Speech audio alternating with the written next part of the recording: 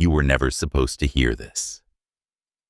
In 1824, deep in the forests of Vermont, a family of 5 simply vanished, not in a puff of smoke, not into legend, but into the walls, the dirt, the floorboards beneath their own hearthstone.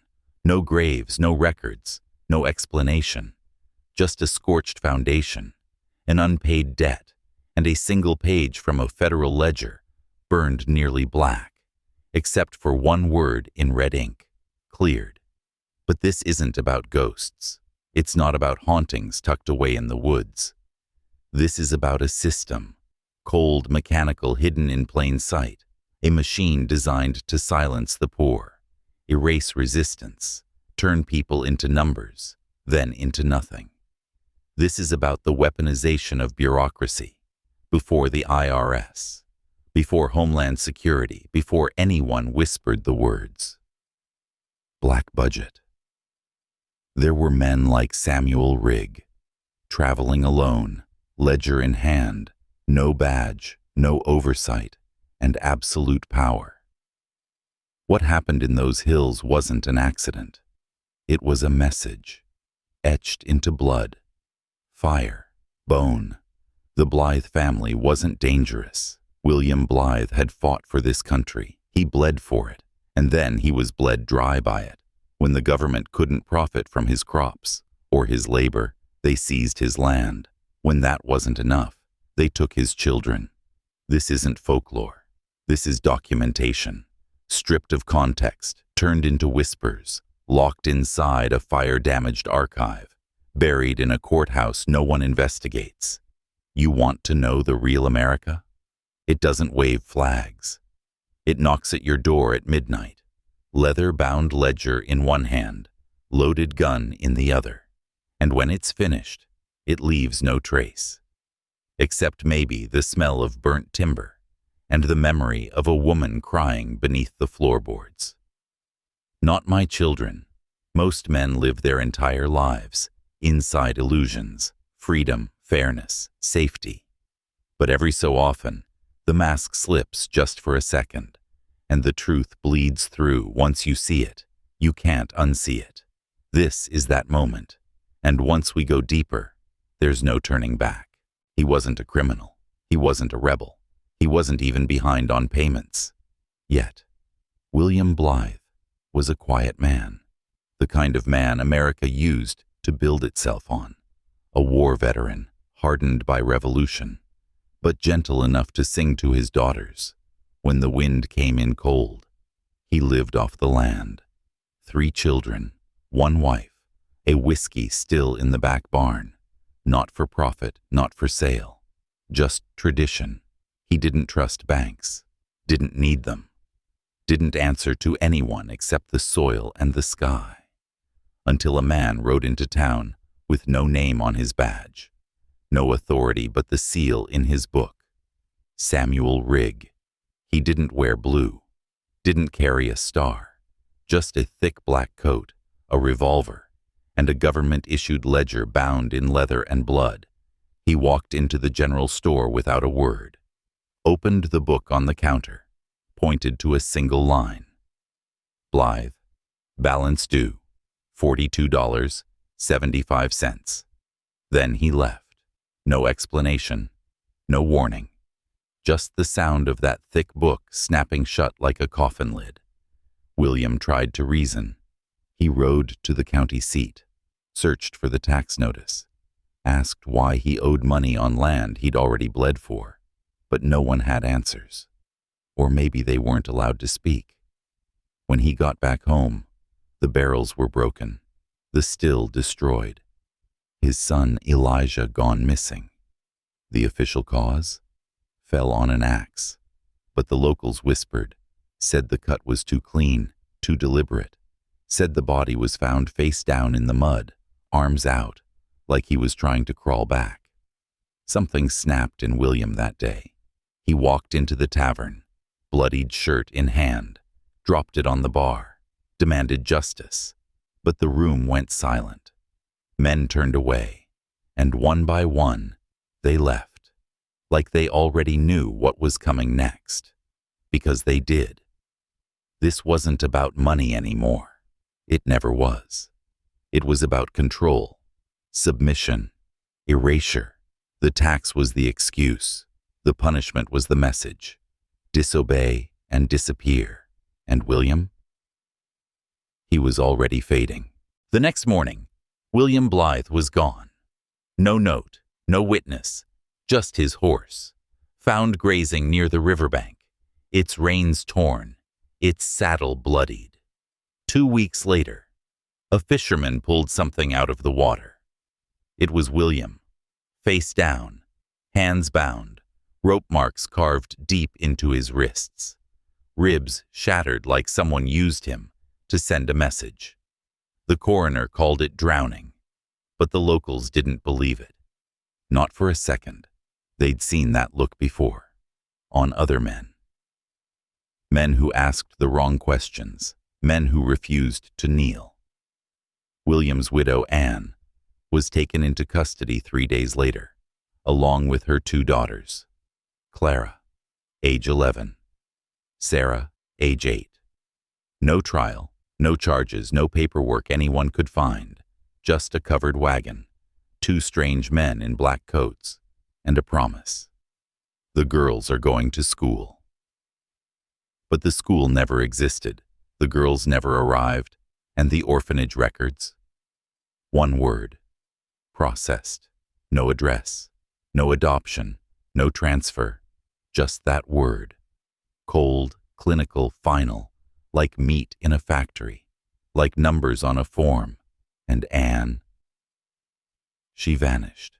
Some said they saw her once, months later, walking barefoot near the Blythe property, hair wild, dress torn, whispering to no one, repeating the same words over and over. Not my children, not my children, not my children. After that, no one saw her again. Some say she walked into the woods and never came back. Others say she's still out there, waiting beneath the floorboards, eyes wide, mouth silent, heart still burning. This wasn't an isolated tragedy. This was a demonstration. What happens when you defy the machine? When you question the invisible laws? When you believe liberty is still yours to define? Because it's not. It never was.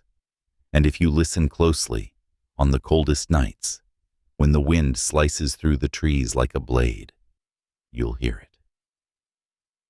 Footsteps. Chains.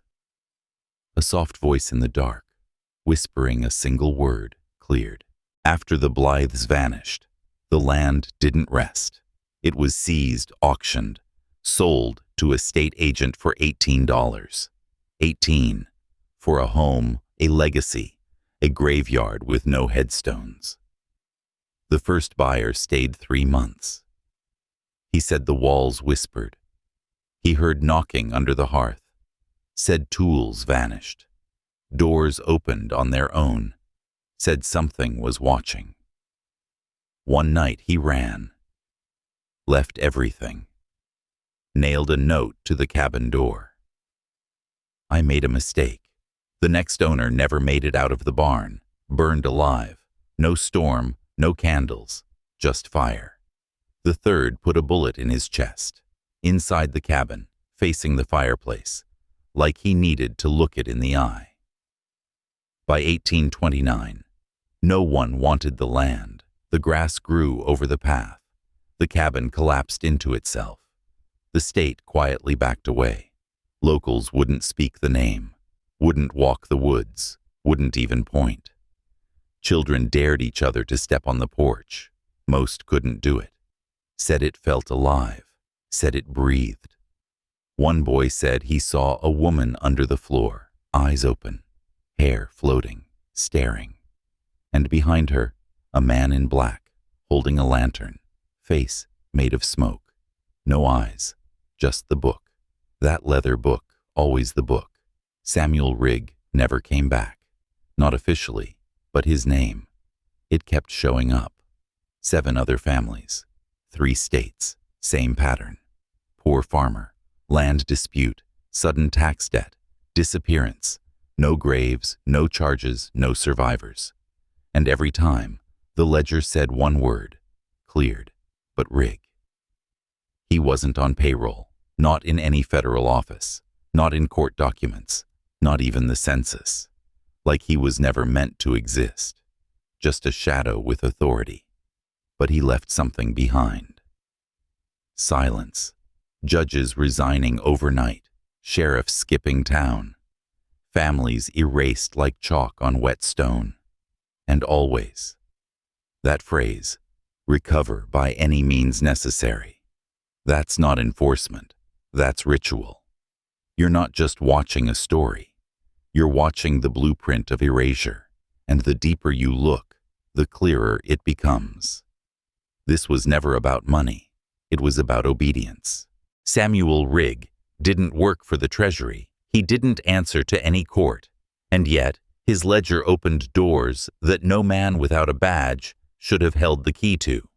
So who gave him authority? That's the question that leads us into the mouth of the machine, because beneath every government, there's another layer, one not built on law, but on silence, on access, on obedience, without question. Rig didn't just enforce shadow debts. He was part of something older, something colder, an early version of what some would later call continuity men. The kind deployed when the official system breaks down or needs to disappear someone without headlines. He didn't audit. He vanished people, legally, efficiently, permanently. And the strange part is, he didn't hide. He walked into towns, showed the ledger, and everyone obeyed. Why? Because they knew, somehow, he was protected, not by local law, but by the weight of something higher, something buried in 1824. There were no mass surveillance systems, no databases, no digital footprints. But there were records, personal ones, handwritten accounts. And if you dig deep enough, you find a pattern in the margins. Each of Rig's targets shared something, not just land, not just debt. They were all people who lived off the grid, refused to use banks, stored gold instead of paper, had influence among the poor. They weren't criminals. They were inconvenient. And the state, even back then, had no tolerance for men who could think for themselves. So what did it do? It sent in ghosts. Men who didn't need a courtroom, just a name, a number, and a signature in red. The execution was always the same: public silence, private terror. And once it was over, history folded around the whole, like it was never there. You've seen this before, in other forms, other years, other uniforms. But the script doesn't change. Only the actors and Rig. He was just one of many, a prototype for the kind of enforcer who answers to no flag and serves only the algorithm of control.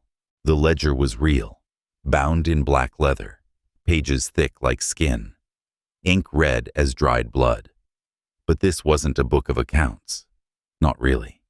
It was something older, more deliberate, a tool of selection, passed hand to hand, not through official channels, but through quiet rooms, candlelit halls, closed-door conversations between men who didn't need names. It didn't list everyone, only certain people. And it wasn't always about debt. Sometimes it was land, sometimes information, sometimes just influence. What mattered was that the person listed no longer fit the system, and that made them a threat. So the ledger marked them. One line, one balance, one fate. But the question isn't what it recorded. The question is, who wrote it? Because it wasn't federal clerks, and it wasn't tax assessors. It was men inside a secret apparatus, what some would now call a pre-civil agency, the kind built in the ashes of war when the Constitution still bled ink. Their mission: preserve order, eliminate resistance. Quietly, they didn't need laws. They had doctrines. Doctrines written not in public libraries, but in sealed archives beneath the Capitol, and they knew something even more dangerous. That fear is more effective when there's no explanation, that silence kills louder than bullets. The ledger was their scalpel, and men like Rigg were the hand. They operated in the cracks, just wide enough to fit a ghost, just narrow enough to be forgotten. And when they finished, there were no trials, no riots, no martyrs, just missing families, confused neighbors, and land transferred quietly to state ownership. Think about that. The Blythes didn't die in war. They weren't convicted. They didn't even resist. All they did was become inconvenient. And in a system built to optimize control, that's enough. That's always enough. It wasn't the fire that destroyed the Blythe home. It was what was found after. When locals finally returned, the cabin was just ashes and stone. But the hearth, the center of the house, it remained, cracked but intact. And beneath it, a hollow space. No one had ever seen it before. Not William, not Anne, not even the land surveyors. A hidden compartment, carved deep beneath the hearthstone, just large enough for bodies inside.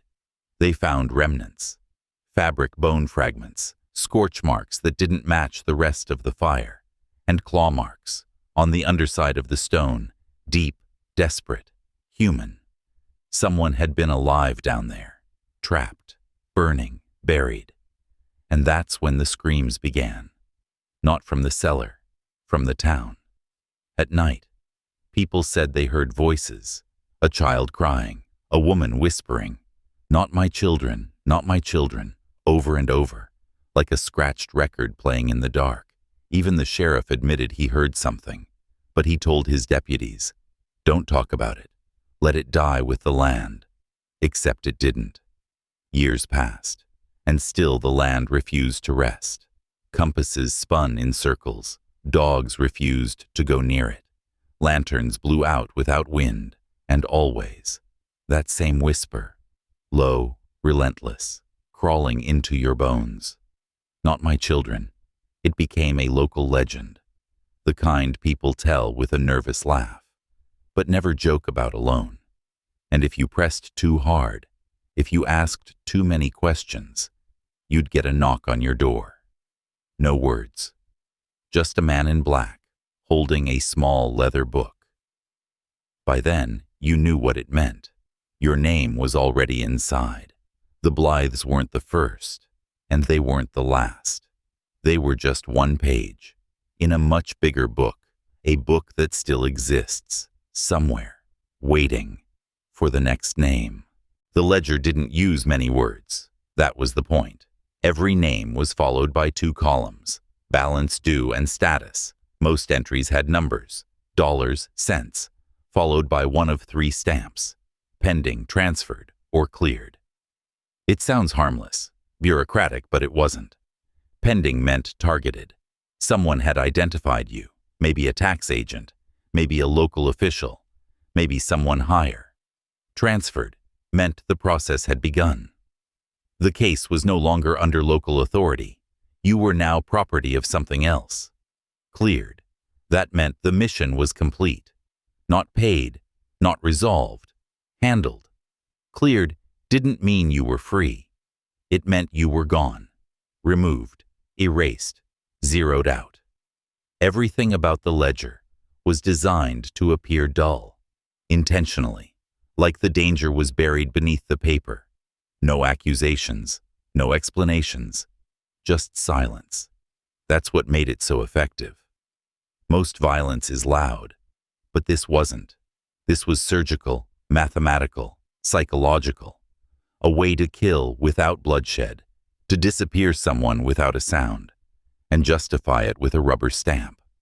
When the Blythes were marked as cleared, it wasn't closure, it was confirmation that the ritual had been successful, that the debt was balanced, that the anomaly had been neutralized. And the ledger? It was a spell book, disguised as paperwork. Every stamp, every signature wasn't just legal.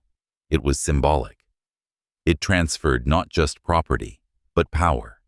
Because once someone is cleared, their story ends, their resistance vanishes, their land becomes available, their bloodline is cut. The system doesn't just kill, it consumes. And the word cleared isn't an end, it's a reset, a reboot, a return to order. That's the part no one talks about, not even the historians, because they know. Some books were never meant to be opened. This didn't start in Vermont, and it didn't end there. The ledger, the disappearances, the silence, they're part of a longer pattern, one that predates the Constitution, predates even the colonies. Because America didn't invent this, it inherited it from Europe, from empires, from the ancient practice of debt erasure through sacrifice. In feudal systems, if you couldn't pay the crown, you didn't go to court. You were removed quietly, efficiently, symbolically. Sometimes through exile, sometimes through execution, sometimes by simply vanishing from the record. The earliest ledgers weren't just financial. They were spiritual. Names were offerings. Entries were incantations. And the act of balancing the book was an act of blood. By the time it reached the New World, the ritual had changed form, but not function. Now it was dressed in government, language softened into legalese, but the meaning stayed the same: compliance or disappearance. And the Blythes. They weren't random. They were chosen because they represented something dangerous, a family that lived outside the system, that didn't owe anything to anyone. That's why the ledger came, because true independence is a threat. It always has been. The machine can tolerate criminals. It can handle dissent, but it cannot allow people to be free in ways the system can't track. William Blythe stored his wealth in grain, traded whiskey for goods, kept no banknotes, left no paper trail, in a world where everything must be accounted for, that made him a ghost. And so, the machine made him one. The ritual was simple: list the name, justify the debt, eliminate the anomaly, stamp cleared. And once that stamp hit the page, the memory began to rot. Neighbors stopped asking questions. Officials lost documents. Time did the rest. But the energy of the act didn't disappear. It stayed in the soil, in the wood, in the walls, waiting for someone to listen. The most dangerous systems don't scream. They don't march. They don't even enforce with violence. They erase with silence. And that's what happened in Vermont. The real horror wasn't the fire, or the disappearances, or even the ledger. It was what came after. Nothing. No outrage, no protest, no investigation. Just quiet. The kind of quiet that feels rehearsed, like everyone already knew their role. Say nothing. Look down. Keep walking. Because in systems like this, the silence is the sentence. The Blythes weren't just removed, they were deleted. Not just physically, but psychologically, culturally, socially. Neighbors stopped saying their names. Taverns stopped mentioning the land. Schools stopped teaching the date. It was as if the family never existed. That's not coincidence. That's design. Because once you control the narrative, you control reality.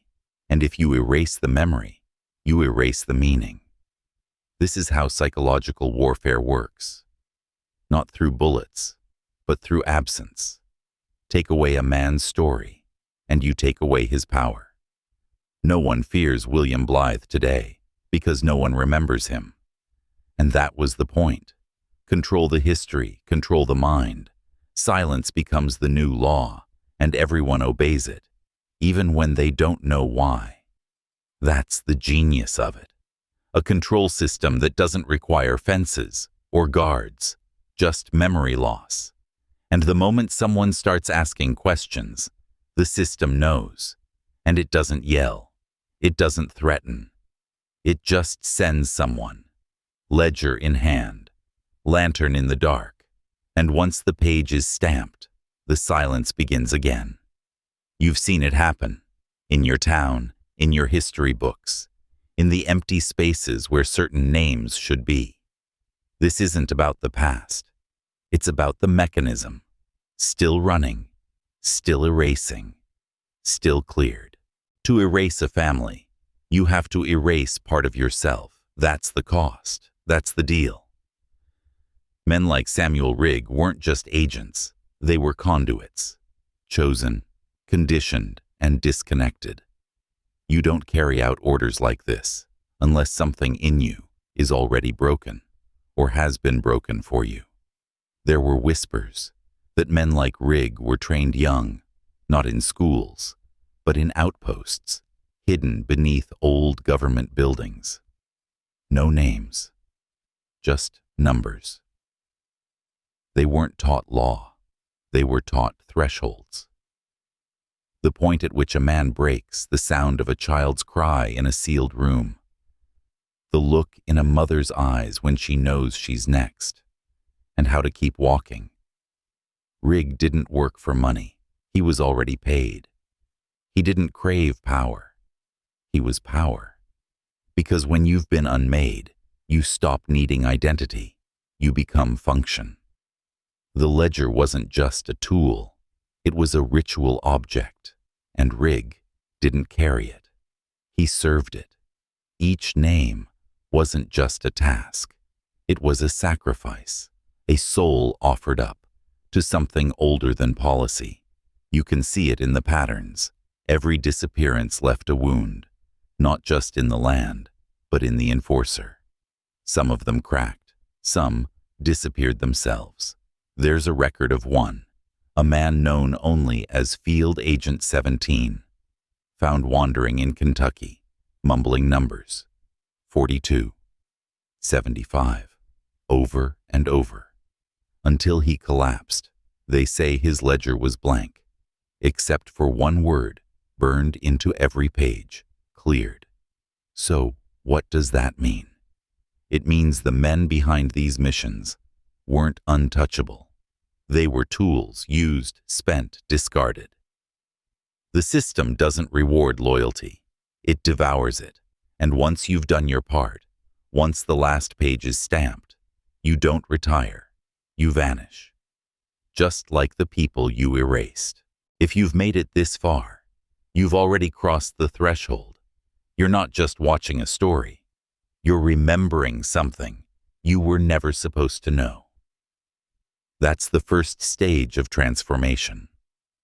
Not belief, but awareness.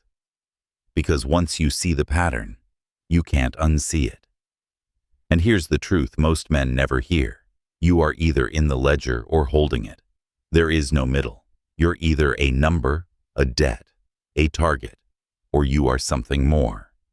You become the one who knows, who watches, who resists the silence. That's why you're here. Not just to hear a dark story, but to wake up inside it. To realize the system doesn't just erase the poor, it erases anyone who refuses the script. And now, you know the script. That's power. But power means nothing if you don't claim it. So right now, I want you to write one phrase in the comments, twice. I am not in the ledger. Type it, post it, twice. Not for the algorithm, not for me, for you. Because rituals are language, and language is control. And this time, the control is yours. This is how the system is broken. Not with noise, but with awareness, with clarity, with defiance. With men who refuse to go silent, even when the page is stamped. You're not just watching from the outside anymore. You're inside the structure. Reading the blueprints, learning how the machine works. And now, you decide what to do with that knowledge, because they can't erase what's already been remembered. They can't silence what's already spoken, and they can't control a man who's no longer afraid to see. Not all the records were lost. Some survived, but not because they were kept safe, because someone hid them. In 1847, a courthouse in Windham County caught fire. Arson, No suspects, no arrests. Inside were ledgers, correspondence, and something marked Federal Enforcement Directive, Class D. Most of it turned to ash. But one page didn't burn. It was singed around the edges, smelled like sulfur, and carried one word in red ink. Blythe. Cleared. The page was later found, wedged behind a filing cabinet, by a clerk who wasn't supposed to be there. He tried to report it, was told to leave it alone. The next week, he disappeared. That's how these things go. The documents that survive don't survive because of protocol. They survive by mistake or by someone's refusal to obey. There were others. A letter found in a private estate sale in New Hampshire, dated 1825, addressed to R. The letter read, "Execution complete. Ledger updated. Widow sent to containment. Children diverted. Local compliance secured. Compensation received. Awaiting next name." No signature, just a wax seal shaped like an open eye. Another file appeared in a military archive. Classified, wrongly filed under property disputes. Inside were photos, too modern for the time, black and white, men in coats, standing over what looked like shallow graves. One photo had something scrawled on the back. Debt paid in full. There were no names, no context, but the dates matched. And the coordinates? They pointed straight to Blythe's land. This wasn't a myth. This was a campaign. And the paper trail they tried to burn? It still smolders, in footnotes, in side files, in folders mislabeled on purpose. The truth didn't vanish. It was buried. And you're holding the shovel. Every disappearance has survivors. Not the family, the town, the ones who watched it happen and chose silence. That's where the real damage lives. Because someone saw the ledger. Someone saw Rig hand William that notice. Someone heard Elijah's scream in the night. And someone, maybe many, turned away. That's how this system sustains itself. Not just with force, but with complicity. You don't need an army when fear is enough. The sheriff knew. The tavern owner knew. Even the preacher. They looked into William's eyes, saw the blood on the shirt, heard the grief in his voice, and they did nothing. Not because they were evil, but because they were trained. Trained to obey. Trained to stay quiet. Trained to survive, and in their silence, they became part of it. That's what makes the system immortal. It doesn't just erase people. It trains everyone else to look away. And if you think that's just the past, look again. How many things have you seen that didn't feel right, that didn't make sense, that vanished overnight with no explanation? And how many times did you move on because it wasn't you? That's the mechanism. That's the ritual. Not in robes, not in altars, but in apathy. One whisper at a time, until silence becomes law. This is why stories like the Blythes vanish. Not because the truth is hidden, but because the people who saw it let it die. That's the cost of survival. In a world ruled by erasure, say nothing, and you live, speak, and you join the ledger. So when you ask, how could this happen? Don't just look at the agents. Look at the neighbors. Look at the churches. Look at the schools. Because somewhere in every forgotten tragedy, there's a room full of people who knew and decided not to remember. Some land forgets. This land never did. The Blythe property doesn't just sit empty. It breathes. Even now, 200 years later, no one builds there. No one stays the night. They try. But something always pushes back. Campfires won't light. Phones won't charge. Compasses spin like they've lost direction. And people change. One man set up a hunting blind near the old Hearth site. Told his wife he'd be back by sundown. She found him the next morning, shoes off, kneeling in the mud, mouth full of ash. He didn't speak for 3 days. When he finally did, all he said was, "I saw the book." The land remembers, because the land was part of it. That hearth wasn't just a place to gather warmth. It was the altar, and beneath it, the hollow space still exists, caved in, rotting, but intact. And if you step near it, you'll feel it, like something watching you from below, judging, measuring. It doesn't want you there, not because it's evil, because it's still keeping score. The blood was never cleaned, the ritual never closed, and every time someone sets foot on that soil, the ledger stirs. One woman, a paranormal researcher, tried to dig there in 2011. She got about 4 feet down before her equipment shut off, all of it. Her assistant passed out cold when he came to. He was crying, saying the same thing over and over. "Not my children, not my children." She never went back. That's not folklore. That's recorded. And when the state tried to survey the property again in 2019, the drone crashed, the GPS map glitched, and the coordinates shifted 3 feet south. As if the land was moving on its own. The property isn't haunted. It's marked, like a scar that never closed, a wound that still bleeds when touched, because this land doesn't just hold memory, it holds judgment. $42.75. That's the number that erased the Blythes. On the surface, it looks simple, a tax, a debt, a fine. But numbers, especially in systems like this, are never just arithmetic. They're signals, codes, keys. And this one, it opens a door. Start with the number 42. In ancient systems, it's the number of judgment. In Egyptian mythology, there are 42 divine laws of Ma'at, 42 questions asked of the dead before their heart is weighed. Answer incorrectly, and your soul is devoured. Judgment before erasure. Now look at the 75.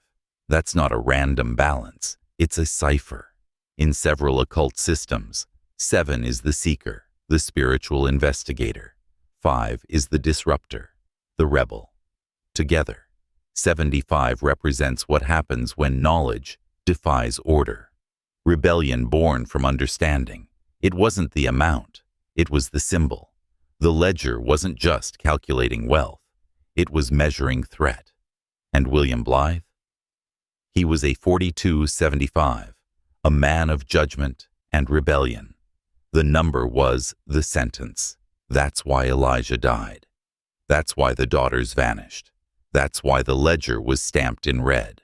This wasn't about whiskey or unpaid land tax. It was about ritual compliance. Debt wasn't something you owed, it was who you were. And once that number was attached to your name, you weren't a person anymore. You were inventory, marked for removal, for balance, for silence. Look deeper. In other records tied to similar disappearances, you'll see the same pattern. 42, 75, sometimes reversed, sometimes split, always present. A quiet code running beneath the surface of history, invisible to the masses, clear to the initiated. This wasn't taxation, it was purification, a systemic removal of those who didn't fit. And the numbers. They were the justification. The blood was spilled, but the math was clean. When William was found dead, face down, ribs broken, wrists marked with rope, Anne didn't run. She waited, wrapped her daughters in blankets, stared at the hearth, and listened, because she knew they were coming. Not neighbors, not help. Men in black coats, not local, not familiar. Faces like stone, eyes like glass. They didn't knock. They didn't speak. They handed her a paper marked Custodial Transfer Authorization. No court stamp, no explanation. Just a seal, the open eye. They said the girls were being taken for education to a boarding school across the state line, said Anne would follow later. After processing, she asked where. They didn't answer. They took the girls, and Anne was never seen again. No grave, no letter, no name on any census. The daughters? Their names appear once, on a state orphanage intake list from 1824. Processed. March 3rd. That's all it says. No birthdays, no guardians, no forwarding address. Just processed, like inventory. And then nothing, no adoption records, no death certificates, no exit logs. It's like they evaporated. But this wasn't an accident. This was part of the machine. The orphanage wasn't a refuge. It was a sorting facility, run by private agents, state-funded, but off books. Their job wasn't care. It was containment. Children from cleared families were sent in and never came out. Some were sold, some were sterilized, some were used in experiments that were never written down. Because you don't document what you already consider erased. And the Blythe girls, they were part of that system. Too young to fight, too small to escape, too invisible to be remembered. But their voices never stopped.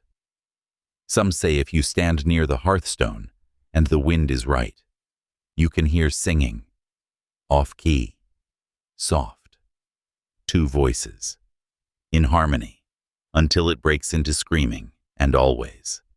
That same phrase, not my children, not my children. The seal wasn't government, not officially, no eagle, no flag, no branch of authority, just an eye, wide open, no pupil, surrounded by 13 tiny stars, stamped in wax, pressed into paper, etched into iron. The open eye. It appeared on the custody order, on the burnt ledger page, and on the ring Samuel Rigg wore when he arrived. So what is it? Most people would call it a symbol, but symbols have meaning. This had purpose.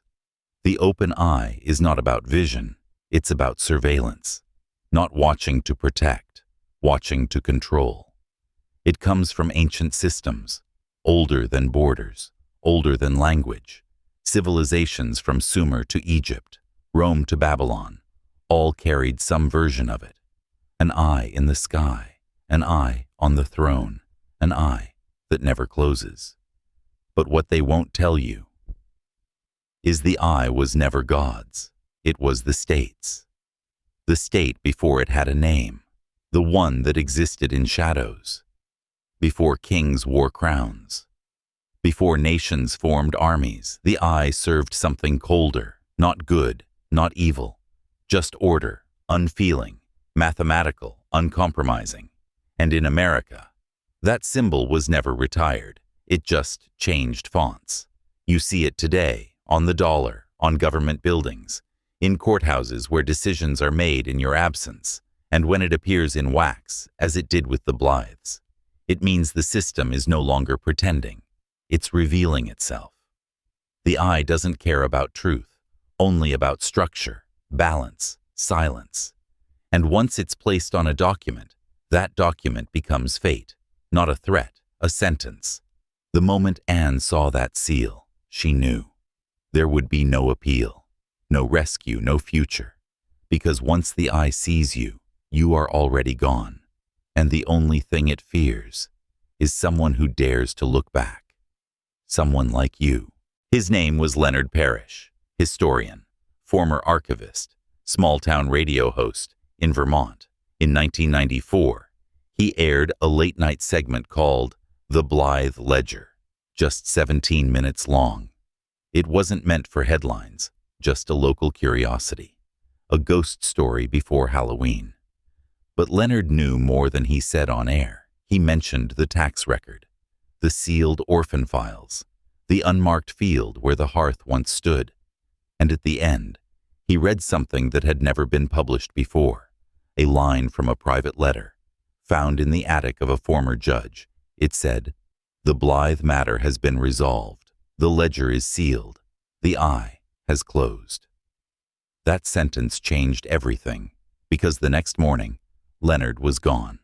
His house, unlocked, coffee still warm, front door open, no signs of struggle, no missing items, just absence. The local sheriff ruled it voluntary disappearance. Said Leonard was under stress, that he'd likely just walked away. But his notes? His research? All of it was missing. Except for one cassette, found still inside the radio station's equipment. It was the original broadcast. But when replayed, the final 3 minutes were gone, replaced by static and something else underneath. A faint voice, repeating numbers. 42, 75, 42, 75. Over and over, until it cut off with a soft click. The tape was sent to a lab. No manipulation found, no tampering. And yet, the voice wasn't Leonard's. They never found him. No footprints, no credit cards used, no sightings. Just a final message scratched into his desk drawer. The eye doesn't forget. People chalked it up to mental illness, obsession, coincidence. But those who knew Leonard knew better. He had touched the ritual, exposed it, spoken its name out loud. And when you do that, the system doesn't argue. It doesn't send a warning. It sends silence, permanent, total, unmistakable, just like it did in 1824, just like it still does now, across all the recovered pages, all the singed fragments, from Vermont to Kentucky.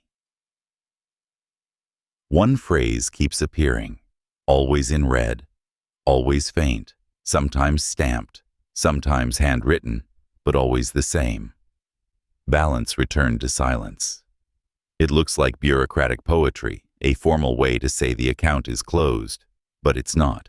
That phrase is older than the ledgers themselves. It shows up in 18th century British tax records, in colonial French intelligence logs, even in the margin of a Roman scroll unearthed in Gaul, translated differently, but meaning the same thing. Balance returned to silence. Not paid, not forgiven, returned. It implies something was taken, measured, weighed, and then delivered back. To what? To silence, but not the kind you choose, the kind imposed. The silence of disappearance, of institutional amnesia, of erased memory. That phrase isn't just a closer, it's a ritual endnote, a way of sealing the act, binding the outcome, sanctioning the removal. It's the full stop in a language of erasure. And here's what chills even the historians. It's always used with cases where no grave is found, no death certificate, no public record, only the red stamp. And that final sentence, balance, returned to silence. Think about it. That means these ledgers weren't designed to manage the living. They were meant to manage the forgotten. They aren't accounts. They're obituaries. Written in code, filed in basements, sealed behind smiles. And if that phrase appears beside your name, you won't know. You won't hear a warning or see a shadow. You'll just stop existing. Legally, socially, historically. Until one day, someone finds your house, empty, and a neighbor shrugs, and the state reclaims the land, and another line in the book is stamped, cleared.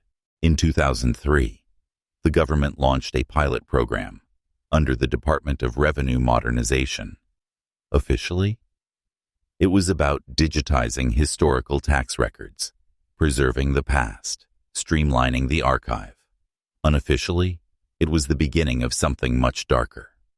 The project was called Project Dovetail, buried inside thousands of budget line items. No press releases, no hearings, no oversight.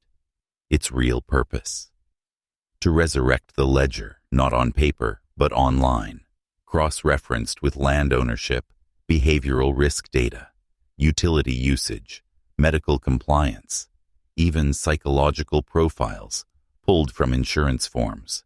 A smart ledger, a living system, designed not just to track delinquency, but to predict it, to identify modern-day Blythes before they ever resist. The man who leaked this?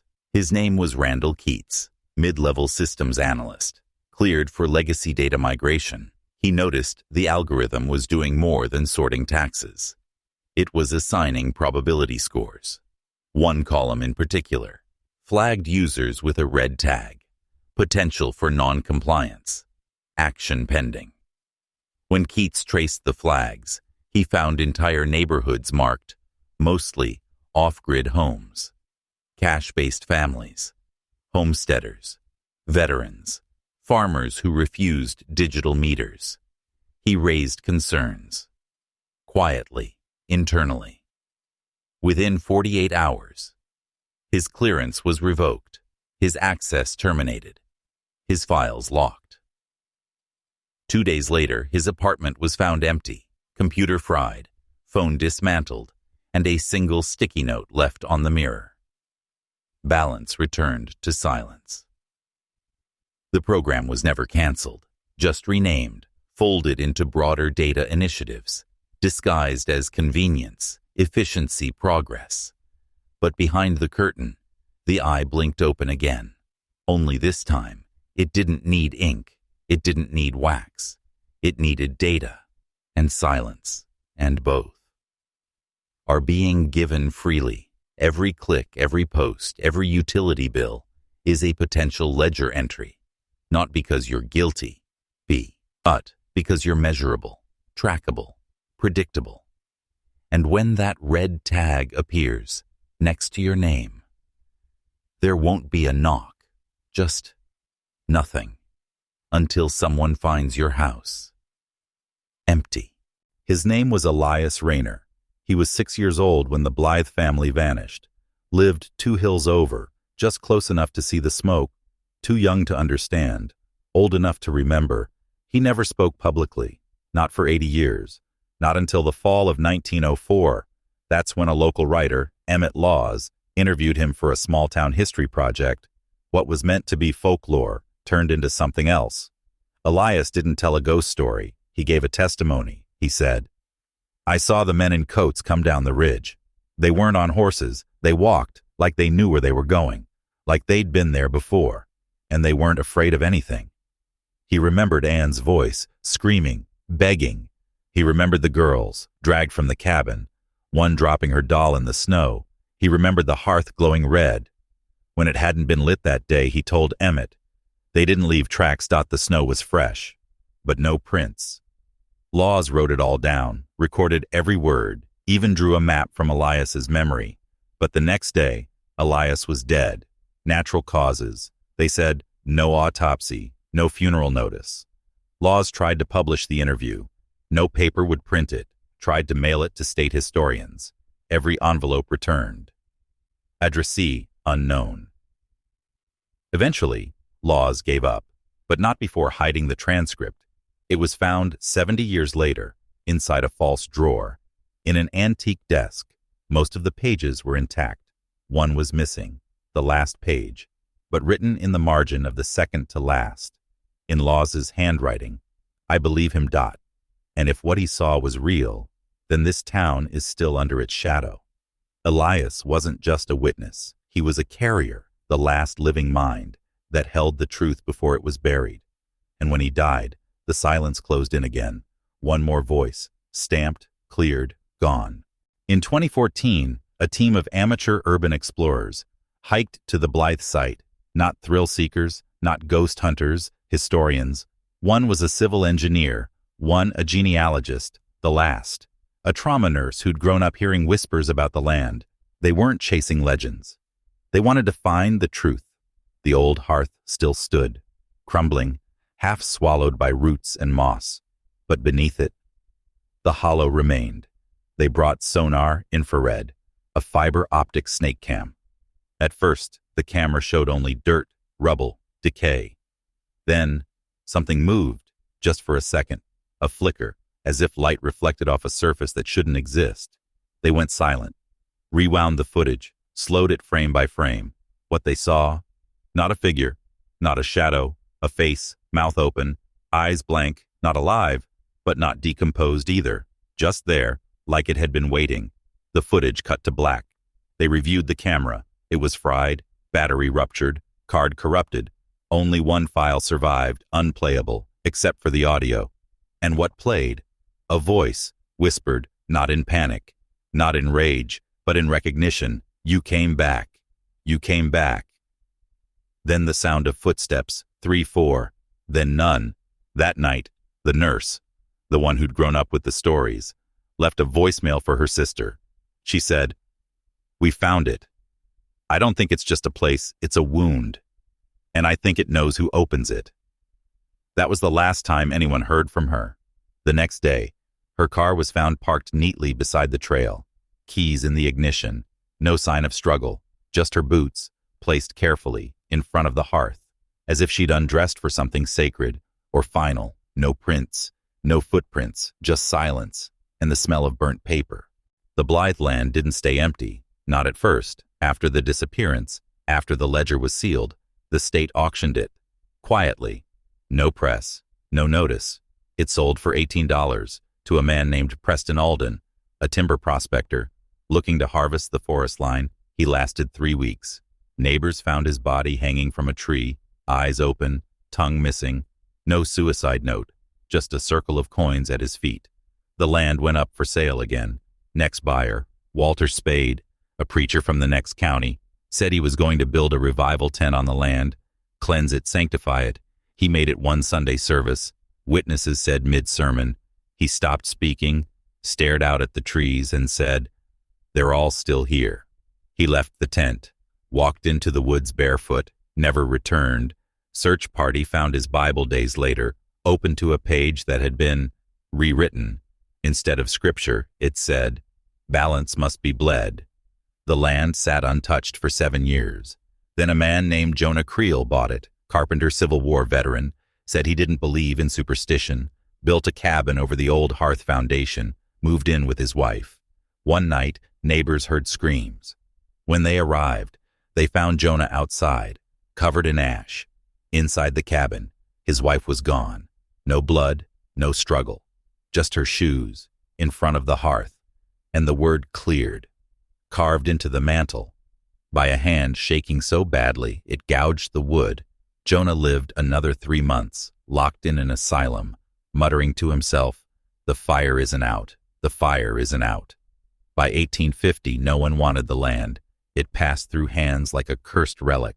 Every buyer a shorter stay, every exit bloodier than the last. And yet, no one ever removed the hearth. Somehow, even after fire and frost and time, it always remained. Stone, cracked, blackened, but standing, like an altar, still waiting for the next name. You think this was a tragedy? You think this was a story of loss, of injustice? But it wasn't. It was design. The ledger system wasn't just record-keeping. It was blueprint, a structure, built to erase without bloodshed, to silence without war, to remove without rebellion. It starts with math, debt, compliance, a name in a column, a number beside it. But beneath that, ritual. Every line in that ledger is a thread in a web, crossed with law, property, inheritance, land use, psychiatric risk. It's not about collecting. It's about calculating. Who will obey? Who might resist? Who needs to disappear quietly? The architecture of silence doesn't use hammers. It uses time, forms, seals, delays, audits. It makes you wait, forget, surrender. Until one day you look back and realize your life's been redacted. Your history, footnoted. You don't get a warning. You get a process. And by the time it finishes, you don't scream. You vanish. That's the brilliance of it. No need for trials. No need for crowds. No need for executioners. Only policy. Only code. And the ledger was only version 1. Today it's algorithms, AI flagging patterns, social graphs mapping silence. But the core hasn't changed. Measure the man. Score his resistance. Balance his presence. If he tips the scale, return to silence. It's not evil. It's not good. It's machine logic, sanctioned by structure, powered by obedience, and most people, they never notice because it doesn't look like control. It looks like paperwork. It looks like convenience. It looks like progress, but it's a cage built from systems you were trained to trust. That's the real horror. You were taught to file your own erasure, to request your own forgetting, to stand still as the fire closes in, and call it freedom. They call him the Revenant, but he's not a ghost, not a spirit, not in the way we're taught to think. He's a presence, a pattern, a reoccurring figure that doesn't age, doesn't speak, doesn't break form, always a man, always in black, coat to his knees, wide-brimmed hat, gloves, boots, and always, always carrying a book, not a Bible, not a journal, a ledger, worn, weathered, unmarked on the outside, but once opened, the pages bleed red. The first sighting on record is 1817, North Carolina. A family vanishes from a hill settlement. Locals report seeing a man in black, standing at the edge of the tree line, just watching. Then again in 1831, Tennessee, 3 cabins burned in a single night. No bodies found, only ash, and a single coin nailed to a tree, stamped with an eye. The sightings never stop.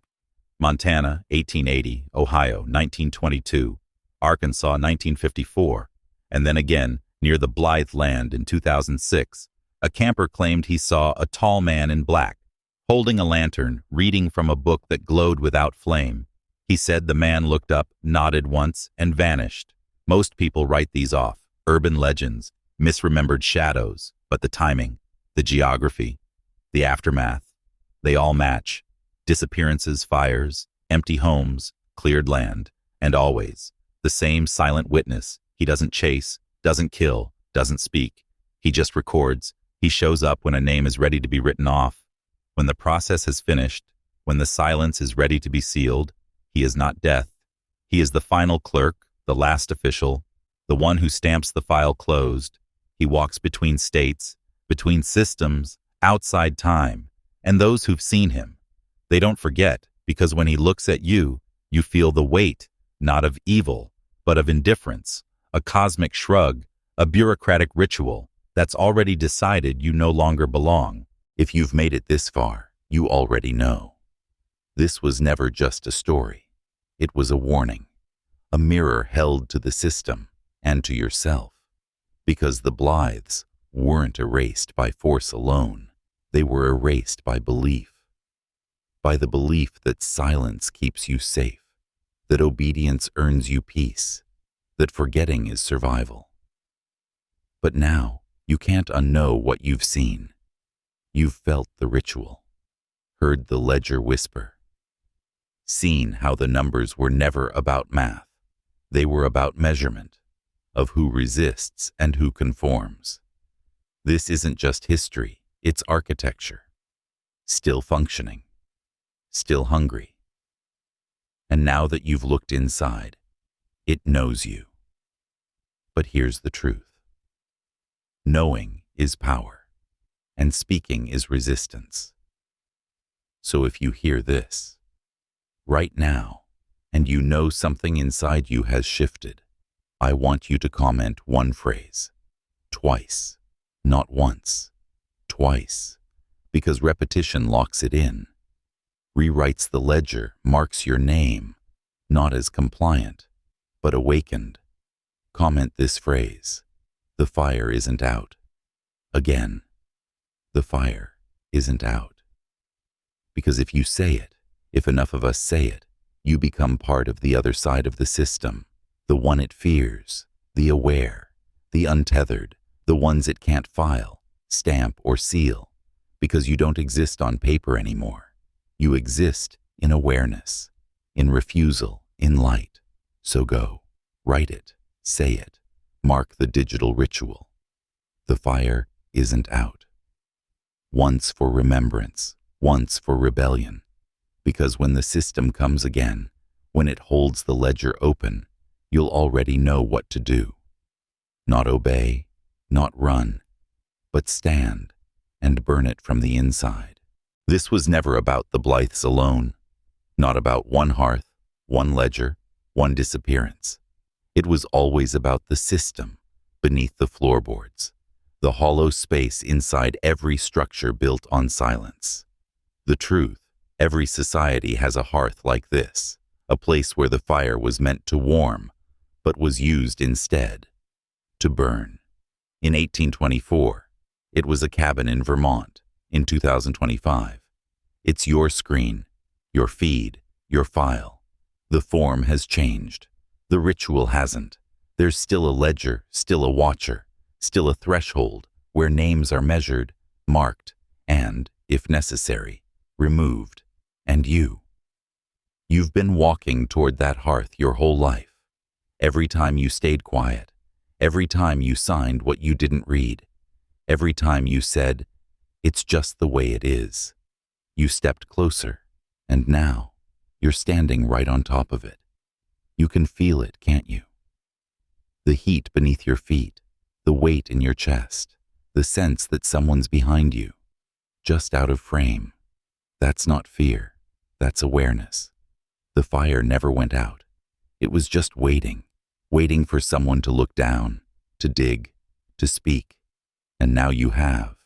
Now you know the names were never truly erased, only buried, branded with silence, filed under history. But the truth? History isn't behind us. It's beneath us, still smoldering, still shifting, still keeping score. And if you forget again, if you look away, it will reopen, it will reach, and it will find another name. So carry this, not as a horror story, but as armor, a map of the trap, a fire you refuse to let die, because the hollow hearth is everywhere, in every broken system, every lost child, every sealed record, every accidental death. It doesn't need belief, it needs obedience, and if you won't give it that, you've already won. So when the ledger opens again, and the man in black steps forward, holding that pen, look him in the eye and say, "The fire isn't out."